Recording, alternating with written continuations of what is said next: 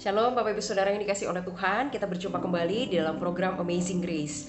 Dan hari ini kita akan memulai topik yang baru, pembahasan yang baru, yaitu mengenai buah-buah roh. Dalam Galatia 5 ayat yang ke-22 disebutkan di sana, buah roh yang pertama adalah kasih. Nah Bapak Ibu Saudara sekalian, kita manusia adalah love being. Kita ini adalah makhluk cinta, makhluk kasih. Kita butuh untuk merasa dicintai, merasa dikasihi, dan kita butuh untuk mengasihi orang lain. Bagaimana kita bisa melihat diri kita sebagai love being? Paling tidak kita bisa melihatnya dari dua hal. Pertama adalah dari media-media di sekitar kita yang dipakai untuk mengekspresikan bagaimana kondisi jiwa manusia sebenarnya. Kita bisa melihat dari lagu-lagu, musik zaman sekarang, kita bisa melihat dari film, bahkan dari sosial media yang kita punya. Apa konten-konten yang mendominasi semua media-media itu? Kebanyakan adalah temanya tentang cinta, tentang kasih.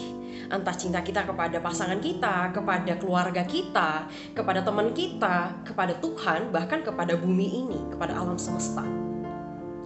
Nah yang kedua tentunya kita melihat dari apa yang dikatakan Alkitab tentang kita as a love being. Paling tidak kita bisa melihatnya dari tiga hal basic. Pertama adalah kita created by love. Kita ini diciptakan oleh kasih. Mengapa demikian kita bisa berkata demikian? Because God is love. Kalau misalnya God is love, berarti love itself yang menciptakan kita. Kita ini produk sang kasih. Lalu yang kedua adalah we are redeemed because of love. Kita ini ditebus karena cintanya Tuhan, kasihnya sang Bapa itu. Yohanes 3 ayat 16 dengan clear Tuhan Yesus sampaikan bahwa because God so loved the world, He gave His only Son untuk nebus kita ini supaya kita bisa balik dalam persekutuan yang sejati dengan Allah.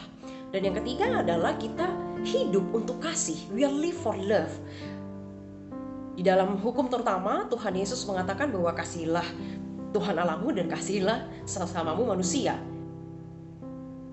Inilah tujuan kita hidup, untuk mengasihi Allah dan mengasihi sesama kita.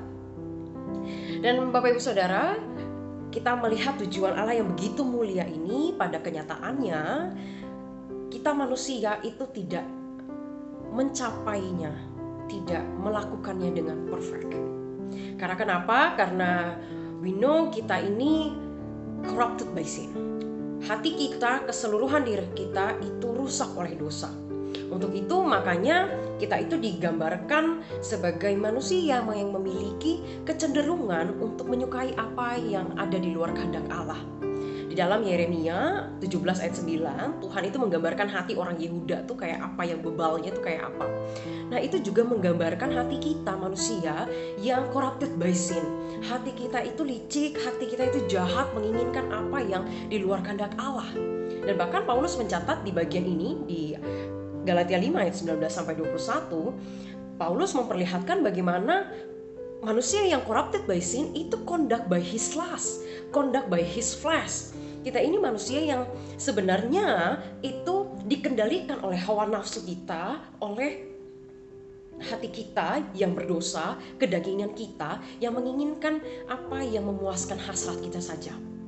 Nah, untuk itu bagaimana kita bisa mencapai apa yang Tuhan mau dari diri kita sebagai love being? Yang pertama tentu saja segala sesuatu yang baik asalnya dari Allah.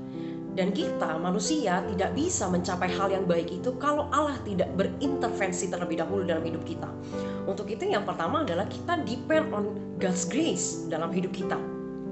Kita depend kepada apa yang belas kasihan Tuhan dalam hidup kita.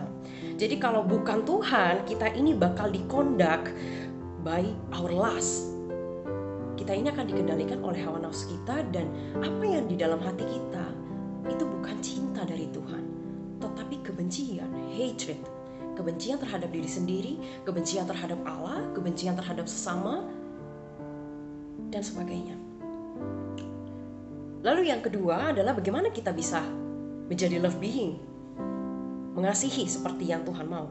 Yang kedua adalah kita perlu mengerjakan salvation yang Tuhan berikan kepada kita. Dengan sengaja kita perlu membiarkan Roh Kudus itu mengkondak hati kita. Dengan sengaja kita membiarkan keputusan kita itu dipengaruhi oleh kehendak Allah. Dengan sengaja. Paulus bilang di dalam Galatia 5 yang ke-16 adalah hiduplah oleh roh. Hiduplah di sini itu menggunakan kata aktif. Yang berarti kita itu nggak bisa diem-diem doang bergantung pada kehendak Allah tanpa mengerjakan sesuatu yang real. So kita harus konkret mengambil bagian kita di dalam hal ini. Nah, Bapak Ibu Saudara, bagaimana kita membuktikan diri kita itu mengerjakan secara aktif keselamatan kita? Salah satu caranya adalah dengan kita seeking the truth. Kita memenuhi knowledge kita itu dengan kebenaran-kebenaran Allah. Bagaimana caranya kita menjadi love being yang selaras dengan kehendak Allah? Kita perlu merujuk kepada kualitas terbaik dari kasih Allah sendiri. Paling tidak kualitas terbaik kasih itu ada 5. Ini kualitas kasih Allah. Pertama adalah unconditional, tidak bersyarat. Yang kedua adalah faithful, setia. Yang ketiga adalah tidak memperbudak atau tidak memanipulasi. Yang keempat adalah merciful, penuh dengan pengampunan. Dan yang terakhir adalah tujuannya untuk maturity, kedewasaan diri sendiri, juga kedewasaan orang lain yang kita kasihi. Nah, Bapak Ibu Saudara, semoga renungan kita hari ini mengingatkan kita bagaimana kita menjadi love being, makhluk kasih yang dikehendaki oleh Allah.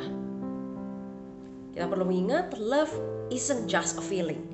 Kasih bukan hanya perasaan, tetapi kasih adalah action. Love is an action.